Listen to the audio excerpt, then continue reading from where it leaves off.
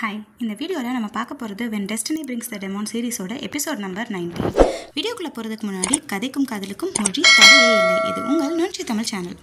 இந்த எபிசோடோட ஸ்டார்டிங்கில் நம்ம கிராண்ட் மாஸ்டர் வந்துட்டு அவங்க பழைய மாதிரி கிராண்ட் மாஸ்டர் ட்ரெஸ்லாம் போட்டு அந்த ஸ்பிரிட் ஃபயரை தேடி இருக்கும்போது ஒரு பப்பட் ஒரு ஆள் வச்சு நீ போய் எனக்கு இப்போ காட்டு அப்படின்னு சொல்லுவாங்க. அந்த பையனும் வந்து காட்டுவாங்க. அப்போ பார்த்தா ஒரு பெரிய பேரியர் இருக்கும். அதை உடைக்க ட்ரை பண்ணுவாங்க, முடியாது. அப்போ தான் வந்துட்டு கிராண்ட் மாஸ்டர் பார்ப்பாங்க. ஓகே, ஸ்பிரிட் ஃபயர் இதுக்குள்ளே தான் இருக்க போல இருக்குது அப்படின்னு சொல்லிட்டு உள்ளே போகும்போது அங்கே இருக்க ஒரு பிளட் ஸ்மெல்லு, பிளட்டோட வாசம் வந்துட்டு அவங்கள அப்படியே வழிநடத்தி கூட்டிகிட்டு போகும். அப்போது அவங்க போகிற திசையெல்லாம் ஒரு பாதை மாதிரி அமைஞ்சிக்கிட்டே இருக்கும். ஒரு ஸ்டேஜில் நம்ம அந்த ஸ்மெல்லெல்லாம் வந்துட்டு நம்ம கிராண்ட் மாஸ்டர் மேஜிக்கல் பவரால் போக வச்சுட்டு அப்படியே கீழே குதிச்சா கரெக்டாக வந்துட்டு ஒரு பிளேஸ் மாதிரி இருக்கும். அந்த இடத்துல வந்துட்டு அப்படியே ரத்த ஆறு ஓடிக்கிட்டு இருக்கும்.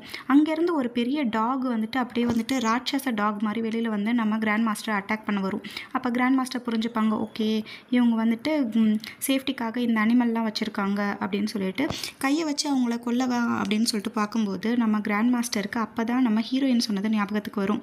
நீங்கள் எனக்கு ஒரு ப்ராமிஸ் பண்ணுங்கள் அப்படின்னு சொல்லிட்டு ஹீரோயின் சொல்லியிருப்பாங்க.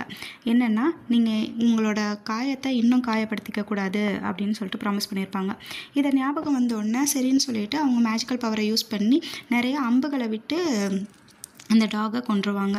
அதுக்கடுத்து அந்த பிளட்லேருந்து அப்படியே ஒரு பெரிய வாய்ஸ் மாதிரி வரும், நீ உள்ளே வா அப்படின்னு சொல்லிட்டு. நீ யார் அப்படின்னு சொல்லிட்டு கேட்டால், நீ உள்ளே இறங்கு, நான் வரேன் அப்படின்னு சொல்லிட்டு சொல்லுவாங்க.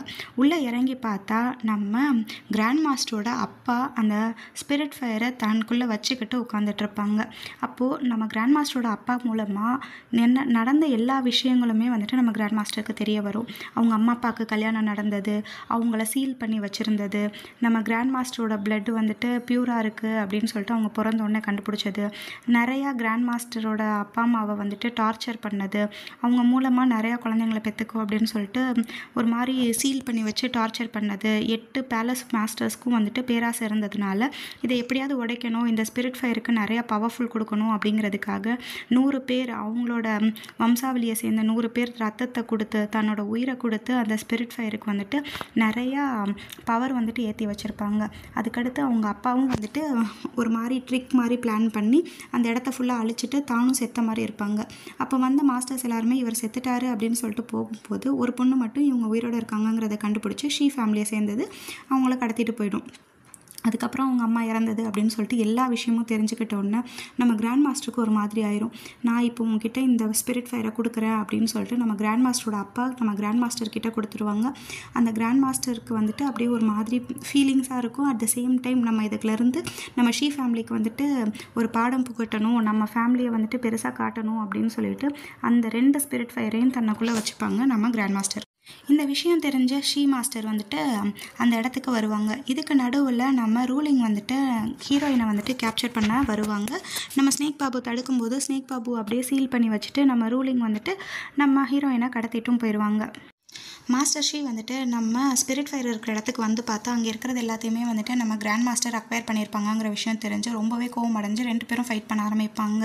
அப்போது நம்ம கிராண்ட் மாஸ்டரும் நல்லா ஃபைட் பண்ணிகிட்ருப்பாங்க. இந்த சைட் பார்த்திங்கன்னா நம்ம ஹீரோயினை வந்துட்டு அந்த இடத்துல அப்படியே பெரிய சங்கிலியால் கட்டி வச்சு கீழே வந்துட்டு 7 மாஸ்டரும் நின்றுட்டுருப்பாங்க. அப்போது அந்த லேடி மாஸ்டர் இருப்பாங்கல்ல, இந்த கிராண்ட் மாஸ்டர் தான் வந்துட்டு என் பொண்ணை வந்துட்டு இவ்வளோ தூரத்துக்கு வந்துட்டு கொடுமைப்படுத்தி இது பண்ணியிருக்காப்புல, அப்படி இருக்கும்போது அந்த வழியை நான் கிராண்ட் மாஸ்டருக்கு கொடுக்க வேணாமா அப்படின்னு சொல்லிட்டு நம்ம ஹீரோயின் தாக்க போகும்போது அவங்க அந்த கழுத்தில் அந்த நெக்லஸ் போட்டிருப்பாங்கல்ல, அது வந்துட்டு ஒரு பாதுகாப்பு வளையம் மாதிரி ஆக்ட் ஆகி அவங்கள வந்துட்டு உள்ளே விடாது, அவங்களோட மேஜிக்கல் பவர்ஸையும் உள்ளே விடாது. இவ்வளோ பெரிய டிஃபென்ஸ் ஃபோர்ஸாக உனக்கு அப்படின்னு சொல்லிட்டு 8 மாஸ்டர்ஸும் சேர்ந்து அங்கே வந்துட்டு நம்ம ஹீரோயினை வந்துட்டு தாக்க ட்ரை பண்ணிகிட்டு இருக்கும்போது ரூலிங் வந்துட்டு இந்த விஷயத்தை போயிட்டு நீ மாஸ்டர் ஷீ கிட்ட சொல்லு, அவங்க வந்துட்டு இந்த மவுண்டெயினில் தான் இருப்பாங்க அப்படின்னு சொல்லிட்டு ஸ்பிரிட் ஃபயர் இருக்கிற மவுண்டெயினை வந்து சொல்லி அனுப்புவாங்க. இவங்களும் அங்கே போய் பார்க்கும்போது பார்த்தா இப்போ நீ பாரு அப்படின்னு சொல்லிட்டு நம்ம கிராண்ட் மாஸ்டர் வந்துட்டு ஏற்கனவே பிளான் பண்ணி வச்ச மாதிரி மலையை மொத்தமாக டெஸ்ட்ராய் பண்ணுறதுக்காக அங்கங்கே வந்துட்டு தற்கொலை படையை தூண்டுற மாதிரி வந்துட்டு அங்கங்கே ஒருத்தங்க நின்று அப்படியே வந்துட்டு மொத்த மலையும் வெடிச்சு செதறும். மாஸ்டர் ஷீ வந்துட்டு கத்துவாங்க, இங்கே பாரு இதெல்லாம் உனக்கு ரொம்ப டூ மச்சா இல்லையா, இதெல்லாம் இப்படி பண்ணலாமா அப்படிங்கும்போது நீ இதுக்கு மேலே பாரு உன்னோட பவர்ஸ் மொத்தத்தையும் நான் அழிச்சு காட்டுறேன் அப்படின்னு சொல்லும்போது நம்ம மாஸ்டர் ஷீ சொல்லுவாங்க, நீ இப்போ வேணால் ஜெயிச்சுட்டு தான் நினைக்கலாம், ஆனால் உனக்கு ஒரு விஷயத்த நான் சொல்லவா, உன்னோட உன்னோட ஆளும் வந்துட்டு அதே மலையில் தான் இருக்குது, இப்போ வெடித்து செதற தான் போகுது அப்படின்னு சொன்னோன்னே நம்ம கிராண்ட் மாஸ்டருக்கு ஒன்றுமே புரியாது. என்னது, நம்ம ஹீரோயின் வந்துட்டு அங்கே இருக்காங்களா அப்படின்னு சொல்லிட்டு பறந்து வருவாங்க. இங்கே பார்த்தோம்னா நம்ம ஹீரோயின் வந்துட்டு அந்த சங்கிலியால் கட்டியிருப்பாங்களா, அந்த மலை ஃபுல்லாக வந்துட்டு வெடித்து அங்கங்கே நெருப்பு குழம்பாக இருக்கும். நம்ம ரூலிங் வந்துட்டு கஷ்டப்பட்டு அந்த அவங்களோட பவர்லாம் யூஸ் பண்ணி அந்த சங்கிலியெல்லாம் கட் பண்ண வச்சுட்டு அப்படியே ஹீரோயினை காப்பாற்றி கொண்டு வருவாங்க. ஆனால் அது ரொம்ப லேட்டாக இருக்கும். மொத்தமாக பார்த்திங்கன்னா அந்த மலையே வந்துட்டு ஃபுல்லாக இவங்கள சுற்றி வந்துட்டு ஃபுல்லாக வந்துட்டு நெருப்பு குழம்பாக ஆக ஆரம்பிச்சிருக்கும். நிறையா வந்துட்டு எரிமலையிலேருந்து பொருள்லாம் வந்து அவங்க மேலே விழுற மாதிரி இருக்கும். அப்போ நம்ம ஹீரோயின் காலத்தில் இருக்க டிஃபென்சிவ் அந்த நெக்லஸ் வந்துட்டு ஒரு டிஃபென்சிவ் வளைய மாதிரி வளைச்சி அவங்கள காப்பாற்றிக்கிட்டே இருக்கும். ரொம்ப நேரம் அவங்க போராடிட்டே இருப்பாங்க. ஆனால் ஒரு ஸ்டேஜில் வந்துட்டு அதுவும் பிரேக் ஆகி அது வந்துட்டு அந்த டிஃபென்ஸ் அந்த உள் வளையமே வந்துட்டு உடஞ்சி போயிடும். நம்ம கிராண்ட் மாஸ்டர் இங்கே வந்து பார்க்கும்போது யாருமே இருக்க மாட்டாங்க. எல்லாருமே வந்துட்டு அப்படியே சாம்பலாக போயிருப்பாங்க. அங்கே வந்துட்டு நம்ம கிராண்ட் மாஸ்டர் நம்ம ஹீரோயின் பேரை சொல்லி கத்தி கூப்பிட்டுக்கிட்டே வருவாங்க. அவங்களோட பவர்லாம் யூஸ் பண்ணி தேடுவாங்க. ஆனால் அவங்களால கண்டுபிடிக்க முடியாது. ஒரு இடத்துல பார்த்தோம்னா அந்த நெக்லஸ் மட்டும் கிடைக்கும், அந்த ஜுவல்லரி மட்டும் கிடைக்கும். அதுவும் உடஞ்ச நிலைமையில் கிடைக்கும். அதை பார்த்துட்டு நம்ம கிராண்ட் மாஸ்டரால் தாங்கிக்கவே முடியாது. கிராண்ட் மாஸ்டர் அவங்களோட பவர்லாம் யூஸ் பண்ணி சுற்றி எங்கேயாவது வந்துட்டு நம்ம ஹீரோயின் இருக்காங்களா அப்படின்னு சொல்லிட்டு தேடுவாங்க. சுத்தமாக அவங்க கிடச்சிருக்க மாட்டாங்க. அங்கேருந்து மட்டும் கிளம்பி திருப்பி வந்துட்டு அவங்க இருக்கிற இடத்துக்கு போய் மற்ற பேலஸ் அந்த பேலஸ் அரண்மனை மொத்தத்தையும் சுற்றி வந்துட்டு அவங்களோட பவரை யூஸ் பண்ணி தேடுவாங்க. ஆனால் கிடச்சிருக்கவே மாட்டாங்க. ஒரு ஸ்டேஜில் நம்ம கிராண்ட் மாஸ்டர் அப்படியே வந்துட்டு ரத்தம் கற்கி கீழே விழும்போது நம்ம ஸ்னேக் பாபு வந்துட்டு இங்கே பாருங்கள், நான் மொத்தமாக தேடிட்டேன், நம்ம ஹீரோயின் இல்லவே இல்லை எனக்கு தெரிஞ்சு அப்படிங்கும்போது, இல்லை ஹீரோயினுக்கு எதுவும் ஆயிருக்காது, அவள் என்னை விட்டுட்டு சாக மாட்டா அப்படின்னு சொல்லும்போது அப்படியே வந்துட்டு வாயிலேருந்து ரத்தம் கக்கி கீழே விழுவாங்க நம்ம கிராண்ட் மாஸ்டர். உடனே நம்ம ஸ்னேக் பாபு சொல்லுவாங்க, உங்களுக்குள்ளே 2 ஸ்பிரிட் ஃபயர் இருக்குது, நீங்கள் இப்போ ரெஸ்ட் எடுத்தே ஆகணும், நீங்கள் அந்த நிலைமைக்கு போயே ஆகணும், நீங்கள் வாங்க அப்படின்னு சொல்லிட்டு கூட்டிகிட்டு போயிடுவாங்க. 18 வருஷமாக நம்ம கிராண்ட் மாஸ்டர் வந்துட்டு ரெஸ்ட் எடுப்பாங்க. இதுக்கு நடுவில் நம்ம அந்த டீமான் ஃபேமிலியிலேருந்து வந்தவங்க நம்ம இங்கே இருக்க பேலஸை மொத்தமாக அடித்து நொறுக்கிட்டு இருப்பாங்க. அங்கே இருக்கிறவங்க கை ஓங்கி இருக்கும், நம்ம பேலஸில் இருக்கிறவங்க கை வந்துட்டு வீழ்ந்துருக்கும். ஏன்னா இங்கே பவரே இல்லாமல் இருக்கும். நம்ம ஸ்னேக் பாபுவும் இன்னொருத்தவங்களும் தான் ஃபுல்லாக நின்று சண்டை போட்டுட்ருப்பாங்க கிராண்ட் மாஸ்டர் எப்படியாவது காப்பாற்றணும் அப்படிங்கிறதுக்காக. கிராண்ட் மாஸ்டர் இன்னும் கண் முழிச்சிருக்கவே மாட்டாங்க.